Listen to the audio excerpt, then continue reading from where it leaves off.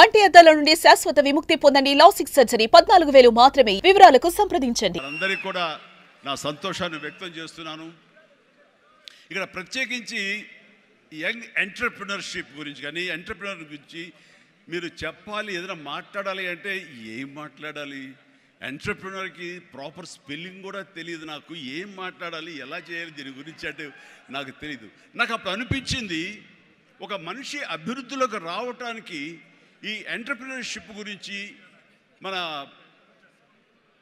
పెద్ద పెద్ద ఎడ్యుకేషనిస్టులు ఏమైతే నిర్వహిస్తాయో, ఏమైతే చెబుతాయో అవన్నీ కూడా మన కాలేజీకి వెళ్లకుండా బహుశా నేర్చుకున్నామేమో, అవి మన అంతరంతరాల్లో ఉండి మనల్ని ప్రాంప్ట్ చేసినేమో. కాబట్టే అంచెలంచెలుగా మనం ఈ స్టేజ్కి చేరుకున్నాము. అంటే నేను ఒక నోవేర్ నుంచి ఈ రోజున సమ్వేర్కి ఈ రోజున వచ్చానంటే కనుక బహుశా అవన్నీ కూడా నాలో అండర్ కరెంట్గా ఉండి నన్ను ప్రాంప్ట్ చేస్తూ, నన్ను ఎంకరేజ్ చేస్తూ, నన్ను సరైన మార్గంలో నడవబట్టి ఈరోజు ఈ స్టేజ్కి వచ్చానేమో. కాబట్టి నా గురించి, నా ఎదుగుదల గురించి, నేను ఎవాల్వ్ అయిన విధానం గురించి, నన్ను నేను మలుచుకున్న విధానం బట్టి, ఆయా ప్రతికూల పరిస్థితిలో ఎలాగ నేను దాన్ని నాకు అనుకూలంగా చేసుకుని, నాకు అనుకూల పరిస్థితి చేసుకుని ఎలా ఎదుగుతూ వచ్చాను అనేది ఈ రోజున మీతో నేను చెప్పుకోగలిగితే, మీరందరూ చదువుకున్న వాళ్ళు కాబట్టి ఈ యొక్క ఎంటర్‌ప్రెన్యూర్‌షిప్లో, ఈ బిజినెస్లో, ఈ కార్పొరేట్లో ఏమేమి చెబుతారో వాటి మీరు అన్వయించుకోవచ్చు. అందులో ఈరోజు నా గురించి నేను చెప్పుకోవాల్సి వస్తే కనుక, ఒక సాదాసీదాగా ఒక లో మిడిల్ క్లాస్ ఫ్యామిలీ నుంచి ప్రారంభించిన వాడిని ఈరోజు కొత్తగా నేను చెప్పాల్సిన అవసరం లేదు. కానీ ఇదివరకు గతంలో ఎవరితో షేర్ చేసుకోలేనటువంటి కొన్ని విషయాలు, అది ఈ రోజున ఫోటోగ్రాఫర్ ప్లీజ్ కూర్చోండి. ఆల్ ద 3 కానిస్టేబుల్ గారు ప్లీజ్, థ్యాంక్ యూ. వాళ్ళందరూ ఏమండి మీరు అడ్డొస్తారు, మీరు కిందకి వెళ్ళిపోండి ప్లీజ్, దట్ అడ్లేకండి. Thank you. సో నేను ఎలాగొచ్చాను, ఏమిటి నా మైండ్ సెట్ ఎలా ఉండింది, ఎప్పటికప్పుడు అది మార్చుకుంటూ ఎలాగ నేను ఎవాల్వ్ అయ్యాను అనేది ఈ రోజున మీతో నేను షేర్ చేసుకుంటే అది చాలామందికి ఆలోచింపజేస్తుంది, ఆచరించేలా చేస్తుంది. అది ఆమోదం అయితే కనుక అది వినియోగించుకునేలాగా కూడా చేస్తుందని నేను ఆశిస్తున్నాను. అండ్ నాకు చిన్నప్పుడు స్కూల్లో చేరినప్పుడు 7th 8th క్లాసుల్లో నాకు ఇంట్రెస్ట్ అనేది ఏమిటి అని అన్ని ఏదో ఒకటి సాధించాలి, ఏదో ఒకటి ఉండాలని ఉండేది. గేమ్స్ అనేది, ఆట అనేది ఎవరికి ఇష్టం ఉండదండి. చదువు అంటే కష్టం కానీ ఆట ఎవరికి ఇష్టం ఉండదు. సో చదువు వైపు తప్పనిసరిగా వెళుతున్నాం కానీ నా మనసు ఆటల వైపు అని. అప్పట్లో బాల్ బ్యాడ్మింటన్ ఉండేది, ఎల్లో బాల్ ఇలా ఉండేది. సో 1-2 రోజులు ఆడిన తర్వాత 3వ రోజు ఎవడో ఏమో తెలియదండి, సరిగ్గా కొడితే అది నా కంటికి తగిలి కళ్ళు వాచిపోయింది. ఆ తర్వాత మళ్ళీ ఆ గేమ్ వైపు వెళ్ళలేదు. సరే వాలీబాల్ ఆడదాం కదా అంటే వాలీబాల్ ఆ అవతల షాట్ ఎగిరి కొట్టినప్పుడు నేను ఫింగర్స్తో టచ్ చేశాను. ఇలా టచ్ చేస్తుంది, ఫింగర్తో టచ్ చేస్తే మొత్తం ఏళ్ళు వంగిపోయినాయి. ఆ ఆట అంటే భయం వేసింది. క్రికెట్ అంటే ఆడెవడో మన బాల్ తీసుకొచ్చి నా బొట్టనవేలు మీద కొట్టాడు, బొట్టనవేలు వాచిపోయింది. ఏంటి మన గేమ్స్ అచ్చొచ్చేలా కనపట్లేదు, నెక్స్ట్ ఇది కాదులే అనుకున్నాగా ఎన్సీసీ అనేది, నేను ఎక్స్ట్రా కరిక్యులర్ యాక్టివిటీస్లో పార్టిసిపేట్ చేయాలని నాకు ఎన్సీసీ కనిపించింది. ఎన్సీసీలో ఒక క్రమశిక్షణ వస్తుంది అండ్ ఎక్సర్సైజ్ ఉంటుంది, డిసిప్లిన్గా మనం ఇది అన్వయించుకోవచ్చు, అలవర్చుకోవచ్చు అనే ఉద్దేశం దాంతో చేరిన నాకు కాలేజీ డేస్లో బీకామ్ చదువుతుండగా ఫస్ట్ ఇయర్లో ఒక క్యాడెట్ ఆఫ్ ఎన్సీసీ, నేవీ ఎన్సీసీలో నేను చేరినప్పుడు ఒక క్యాడెట్గా చేరాను. నెక్స్ట్ ఇయర్ పెటీ ఆఫీసర్ అయ్యాను. ఆ తర్వాత క్యాడెట్ కెప్టెన్ అయ్యాను. ఆ తర్వాత సీనియర్ క్యాడెట్ కెప్టెన్ని 3rd ఇయర్లో అయ్యాను. అవ్వటమే కాదు, ఈ ఇంటర్నేషనల్గా నేషనల్ వైడ్గా జరిగేటటువంటి మన ఆర్డీసీ క్యాంప్ రిపబ్లిక్ డే సెలబ్రేషన్స్లో మా రాష్ట్రపతి రోడ్డు మీద నేను మన సైన్యంతో పాటు నేను కూడా కవాతు చేయడం జరిగింది. వాట్ వండర్ఫుల్ ఎక్స్పీరియన్స్ అంటే, ఓ పక్క నుంచి ప్రధానమంత్రి గారు, పక్కన ఇందిరాగాంధీ గారు అప్పట్లో అండ్ ప్రెసిడెంట్ వాళ్ళందరూ ఉన్నప్పుడు వాళ్ళు నడుస్తుంటే ఇది కదా మనం సాధించామంటే అనుకునేవాడిని. 9 క్లౌడ్లో ఉండేవాడు అన్నమాట, క్లౌడ్ 9లో నేను ఆ రకంగా చేసినప్పుడు ఎన్సీసీలో సాధించేశాను అనుకునేవాడిని. ఆ తర్వాత నెక్స్ట్ ఏంటి అంటే నాకు దారి కనపడలేదు. మహా అయితే కనుక ఒక సబ్ లెఫ్టినెంట్ గానో మళ్ళీ నేవీలోనో పడవల్లోనో ప్రయాణం చేయాలి, షిప్పులో. అది కాదు, something else is bothering me. ఏం చేయాలి అని అనుకుంటుండగా నాకు అనిపించింది కాలేజీలో అనుకోకుండా ఒక డ్రామా వేశాను. ఆ డ్రామా పేరు రాజీనామా. రాజీనామాలో నాకు బెస్ట్ యాక్టర్ వచ్చేసింది. వెంటనే ఆ ఫోటోగ్రాఫ్ ప్రింట్ చేసి మా కాలేజీ మ్యాగజైన్లో వేసిస్తారు. అండ్ అక్కడి నుంచి ఎక్కడికి వెళ్తున్నా సరే అమ్మాయిల దగ్గర నుంచి తోటి వాళ్ళ దగ్గర నుంచి నన్ను హీరోలాగా చూస్తుంటే అబ్బా రాత్రి డ్రామా చూసాము, ఆ చైర్మన్ పాత్రలు అదరగొట్టేసాము, చాలా బాగుంది అంటుంటే అప్పటిదాకా ఎవరు నన్ను అలాగ చూడని వాళ్ళు ప్రతి ఒక్కరి నడుచుకుంటూ వెళ్తుంటే, సైకిల్ మీద వెళ్తుంటే నన్ను అలాగ చూస్తారు. ఆ చూపులో అందమైన అమ్మాయిలు అలా ఇంకా చూస్తుంటే ఇంకా ఖుషిగా అనిపించేది. వావ్, అది ఎంత ఎంకరేజింగ్గా ఉండేదంటే ఎస్ నా ఫ్యూచర్ యాక్టింగ్ అయితే ఎలా ఉంటుంది అన్నది అక్కడ సీడ్ పడింది. అక్కడి నుంచి నా ఇంట్రెస్ట్ డెవలప్ అయింది. అక్కడి నుంచి సినిమాలు చూడటం, సినిమా మీద దృష్టి పెట్టడం జరిగింది. డిగ్రీ అయిపోగానే ఏం చేయాలి అని నాన్నగారితో వాళ్ళతో డిస్కషన్ వచ్చినప్పుడు నేను మెడ్రాస్ వెళ్ళి సినిమా యాక్టర్ని అవుతాను అనగానే నాన్నగారికి సినిమాల మీద మక్కువ ఉంది.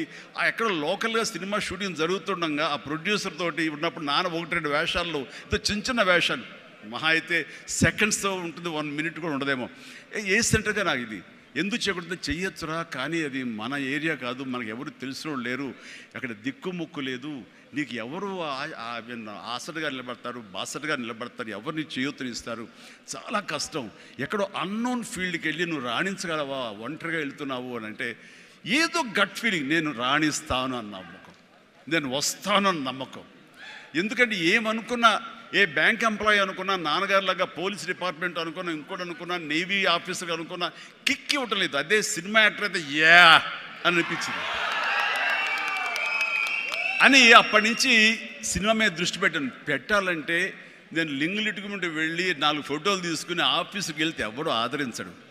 నేను ఒక ఫిలిం ఇన్స్టిట్యూట్లో ట్రైనింగ్ అయ్యానండి, ఆమె ట్రైన్డ్ యాక్టర్ అని అంటే ఎంతో కొంత ఆదరణ ఉంటుంది. రావు కూర్చొని చేసి టీ అని ఇస్తారేమో అనే ఉద్దేశంతో నేను ఫిలిం ఇన్స్టిట్యూట్లో జాయిన్ అయితే అక్కడ నేను అయ్యాను. ట్రైనింగ్ అయిన తర్వాత అక్కడి నుంచి ఏ ఒక్క రోజు కూడా రమ్మండి, ట్రైనింగ్ పూర్తి అవ్వకుండానే నన్ను నా టాలెంట్ని చూసి ఆయా ప్రొడ్యూసర్లు అప్పటికప్పుడు నాకు వేషాలు ఇవ్వడం మొదలుపెట్టారు. నా ఫోటోలు తీసుకుని ఏ ఆఫీస్కి వెళ్ళలేదు, ఏ ఆడిషన్స్కి వెళ్ళలేదు నాకు. బట్ ఒకటే ధ్యేయం, ఎస్ అని. ఆ టైంలో అందరూ తెలుసుకోవాల్సింది, మీ వర్క్లో కూడా తెలియకుండా పాండీ బజార్ వెళ్ళేవాడిని ఎప్పుడైనా. అక్కడ వెస్టర్న్ ఇంట్రెస్ట్ నుండి డిస్గస్టెడ్ పీపుల్, ఫ్రస్ట్రేటెడ్ పీపుల్ అక్కడ ఉండి కాఫీలు టీలు తాగేవాళ్ళు. నేను అక్కడికి వెళ్ళేవాడిని. కొంతమంది కలిసి ఏంటి కొత్తగా వచ్చావా, ఏం చేస్తున్నావు, సినిమాల వేషం ట్రై చేస్తానని, ఇంకా ఇన్స్టిట్యూట్లో ట్రైనింగ్ అవుతున్నాను. ఆహా అబ్బో రైట్ రారా, వీడు చూడు ఎంత అందంగా ఉన్నాడో, కొట్టేరు లాంటి ముక్కు, మంచి ఇది వచ్చేస్తూ, వీడికే దిక్కు ముక్కు లేదు, సోసోగా కనిపించే నీకేంటయ్యా, ఇదో ఇక్కడ అక్కు ఆశ పెట్టుకోకు, ఇక్కడున్న ప్రతి ఒక్కళ్ళు కూడా సినిమాల్లో ఏదో ప్రయత్నం చేసిన వాళ్ళే, ఇక్కడ నా అనేవాళ్ళు ఎవరు లేకపోతే నువ్వు రాణించలేవు అని చెప్పినప్పుడు చాలా డిసప్పాయింట్ అయిపోయేవాడిని, సల్క్ అయిపోయేవాడిని, కుంగిపోయేవాడిని. అలాగే రూమ్కి వెళ్ళేవాడిని. ఆ రోజంతా నిద్ర పట్టేది కాదు, నిజమా అనేది. నేను ఏదైతే ఆశలు ఏదైతే మనసులో పెట్టుకుని నేను అవుతానని నమ్మకం ఉందో ఆ నమ్మకం సడిలిపోయేది, బ్రేక్ అయిపోయేది, కూలిపోయేది.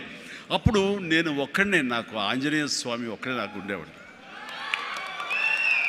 ఆయన దగ్గరికి వెళ్ళి ఆయన ప్రార్థించున్నాను, ఆయనతోటే నేను కాన్వర్స్ చేసేవాడిని, ఆయనతోటే సంభాషించేవాడిని. ఆయనతోటి నేను ఏది మాట్లాడినా సరే ఆయన నాకు బదులు చెప్తున్నట్టుగా అనిపించేది. నేను ఎవరు వెళ్ళమన్నారా అక్కడికి, నెగిటివిటీ ఫీల్డ్లోకి? నీకు పాజిటివ్ కావాలి. ఎక్కడైతే నీకు పాజిటివిటీ ఉంటుందో నీ పాజిటివ్ ఫీలింగ్ని, నీ ఎయిమ్ని అది ఎన్హాన్స్ చేస్తుంది, స్ట్రెంగ్తన్ చేస్తుంది. అక్కడికి వెళ్ళు. అది గట్టి పడేంత వరకు, నీకు అవకాశాలు వచ్చేంత వరకు, నువ్వు రాణించేంత వరకు నెగిటివిటీని అస్సలు నువ్వు దగ్గర తీసుకోకు. ఫ్రస్ట్రేటెడ్ పీపుల్స్ సమక్షంలో వెళ్ళకు, నీ మీద నమ్మకం పెట్టుకో అని ఆ భగవంతుడు నాకు చెప్పాడు. ఏ పర్సనాలిటీ డెవలప్మెంట్స్ కానీ, ఏ మన బిజినెస్ మేనేజ్మెంట్లో కానీ ఏ బుక్స్ నాకు ఏమీ తెలియదు, అది స్పెల్లింగ్ కూడా తెలియదు నాకు. ఆయన చెప్పినప్పుడు ఇంట్యూషన్, అది నా అంతరాత్మే నాకు ప్రబోధించిందా, లేకపోతే బయట నుంచి ఆ భగవంతుడే చెప్పాడా, అది నేను అది నిర్వచించను. కానీ ఎస్, ఇక మీద అటు వెళ్ళకూడదు అని అనుకున్నాను. ఎప్పుడు ఇంతవరకు మళ్ళీ ఆ నెగిటివిటీ వైపు, వాళ్ళ ఫ్రస్ట్రేటెడ్ పీపుల్ ఎప్పుడు ఎంటర్టైన్ చేయలేదు నేను. ఆ నమ్మకమే నాకు నిజంగా నాలో బలమైంది. అంటే మీరు ఒక ఉదాహరణ చెప్తాను అందరికీ అర్థమయ్యేలాగా. మనం ఒక అద్భుతమైనటువంటి సౌధం, ఒక బిల్డింగ్ కట్టాలంటే స్లాబ్ వేస్తాం. ఆ స్లాబ్ వేసినప్పుడు ఆ ఒక్కరోజు వేసిన ఒక్కరోజు వర్షం పడకుండా ఉంటే బాగుండు, అది దాని నీరు తగలకుండా ఉంటే బాగుండు, అన్ని రకాల కేర్లు తీసుకుని వెదర్ రిపోర్ట్ కూడా తీసుకుని మనం స్లాబ్ వేస్తాం. ఆ స్లాబ్ వేసిన 24 అవర్స్ తర్వాత దాన్ని నీరు పడితే గనక లోపల మొత్తం అది పాడైపోతుంది. అలాంటి స్లాబ్ ఆ తర్వాత క్యూరింగ్ చేయడం కోసంగా అదే వాటర్ తోటి మనం క్యూర్ చేస్తాం మనం. అప్పుడు ఆ వాటర్ దాన్ని స్ట్రెంగ్తన్కి బలం వేస్తుంది తప్ప అది కూలిపోవడానికో అది ఇదే పాడైపోవడానికో దోహదపడదు. అంటే మనం మానసికంగా గట్టిపడినప్పుడు ఏ నెగిటివిటీ అయినా సరే మనం ఏమీ చేయలేదు. అంటే ఇంకొక ఉదాహరణ చెప్పాల్సి వస్తే కనుక, ఒక పెరుగు తోడుకుంటున్నప్పుడు ఆ ప్రాసెస్లో ఒక చిన్న ఉప్పు బెళ్ళపడ్డా లేదు ఒక నిమ్మకాయ రసం అందులో పడ్డా సరే మొత్తం విరిగిపోతుంది. అదే పెరుగు గట్టిపడిన తర్వాత దాంట్లో అదే నిమ్మకాయ అదే ఉప్పు వేస్తే ఆ రుచే వేరు.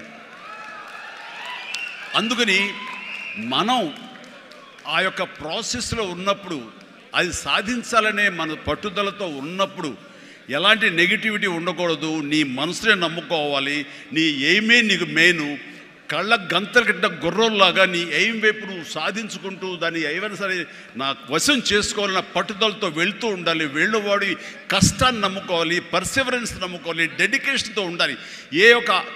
ఆ రకంగా నేను నిజం చెప్తున్నాను. నేను ఎప్పుడు ఎక్కడ ఏ చెడు అలవాట్లకు కానీ, ఎక్కడ ఏ వయసెస్ కానీ, వ్యసనాలకు కానీ లోను కాకుండా ఆంజనేయ స్వామి అనేవాడు నా ధ్యేయం. నాకు సినిమాలో నెంబర్ 1 అవ్వాలన్నది ఒకటే ధ్యేయం. ఆ రకంగా ముందుకుంటూ వెళుతూ వస్తూ ఉండేవాడిని. ఈ లోపల అవమానాలు జరగకపోలేదు, ఎన్నో డిసప్పాయింట్మెంట్ జరగకపోలేదు. అయితే అప్పట్లో నాది బాగా గట్టిపడినటువంటి కాంక్రీట్ స్లాబ్, బాగా గట్టిపడినటువంటి పెరుగులాగా అయ్యాను కాబట్టి ఇవేమీ నాకు లేవు. వీటిని నాకు అనుకూలంగా మలుచుకున్నాను.